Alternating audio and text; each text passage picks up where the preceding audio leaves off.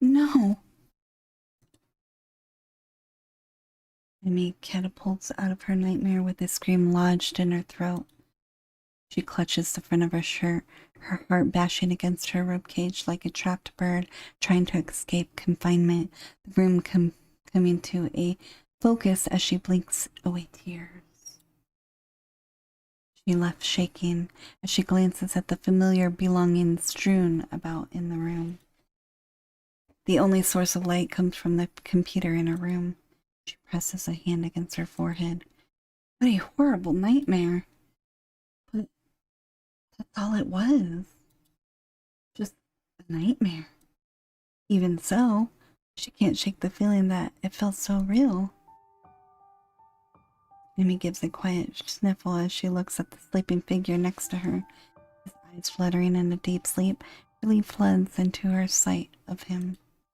She gently reaches out and lets her hand drift through the soft strands of his hair. He's here. He's okay.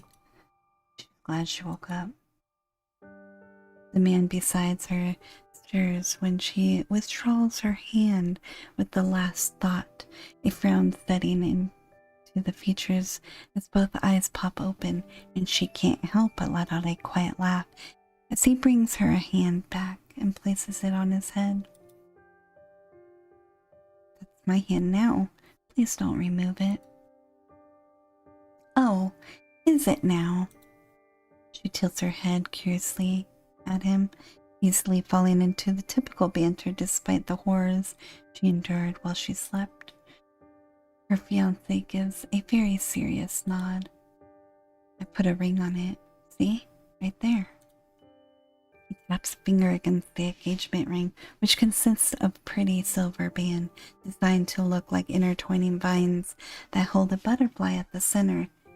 The butterfly's wings adorned with blue sapphire gems. It's how I found you, Theo explained after his failed attempt to bring out the ring during his proposal with her settled onto his lap.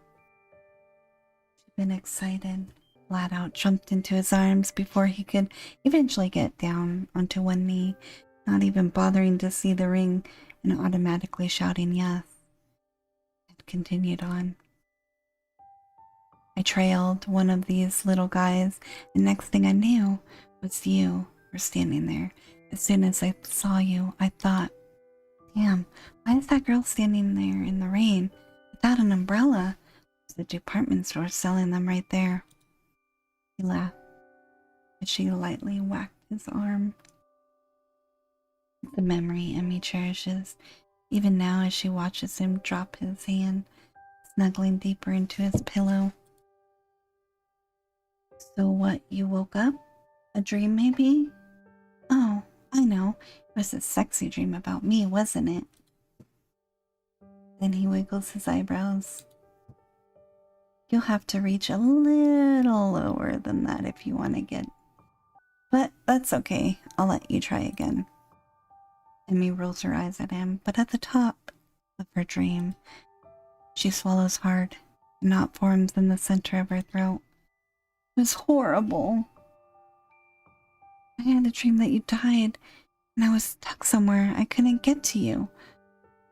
Or to your body. Her bottom lip trembles as she recalls the nightmare in its entirety, the crushing horrors of the man she loved being dead but out of reach.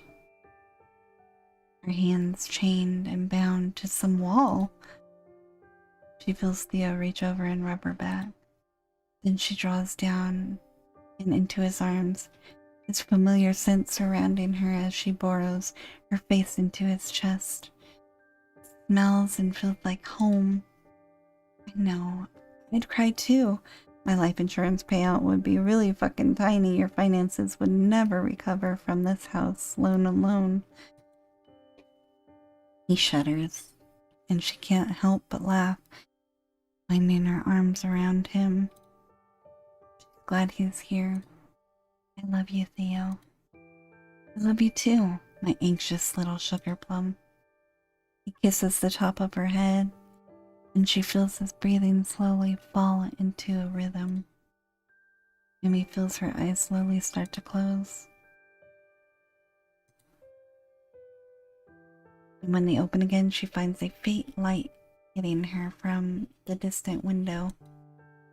When she looks over, she finds Theo lying there. "Good morning, Theo," she whispers, her voice soft and quiet, a little raw from years due to lack of use. "I had a dream about you, a nice one. Would you like to hear it?" The man lying next to her doesn't respond, his body just out of reach, the soul remaining inside of it, long gone. She closes her eyes and leans against the wall, her wrists and ankles chained to the concrete. "You were lying next to me in our bed. I woke up because I had a nightmare and you were there to comfort me like you used to. I got to hold you again and hear your voice.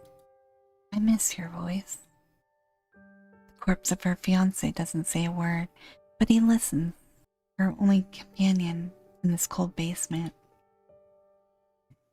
Overhead, she heard the floorboards creak and the person upstairs who killed her fiancé, who locked her down there right next to his lifeless body, likely making breakfast and getting ready for the day. It's about a half an hour before she hears the creak of the basement door. Emmy looks up into the face of her captor and the engagement ring they gave her, resting right on her captor's wedding ring finger.